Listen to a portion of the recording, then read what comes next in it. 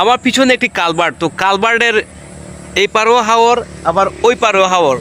সবচেয়ে ইন্টারেস্টিং বিষয় হচ্ছে কত সুন্দর দেখেন, এই যে একটা রাস্তা গিয়েছে দেখেন কালভার্টের নিচ দিয়ে, এই যে এদিক দিয়ে যখন বর্ষাকাল আসে তখন পানিগুলো এদিকে যাওয়া আসা করে। তো দেখেন এত সুন্দর, এই যে এখন মোটামুটি ধান কাটা শেষ। তো এই কালভার্টের যে নিচটা রয়েছে, নিচটাতে দেখেন অনেক ছায়া পড়ে আছে, এখানে অনেক ছায়া লাগে। তো কৃষক ভাইয়েরা যখন ধানের কাজ করেন তারা জমিতে, তখন দেখা যায় কি অনেক সময় গরম লাগলে এই কালভার্টের নিচে কিন্তু অনেক ছায়া এবং এখানে অনেক ঠান্ডা লাগে। তো এখানে এসে তারা রেস্ট করতে পারেন। এখানে দেখা যাচ্ছে যে এটার নিচে ছায়া, অনেক আরামদায়ক একটি জায়গা। তো বর্ষাকালে তো সেখানে পানি থাকে। এখানে কিন্তু যারা নৌকা চালায় মাঝি ভাইয়েরা ছোটো ডিঙি নৌকা নিয়েও কিন্তু এটার নিচে বসতে পারেন তারা। তো অনেক আরামের একটি জায়গা, এখানে রেস্ট করার মতো একটি জায়গা, অনেক সুন্দর একটি জায়গা।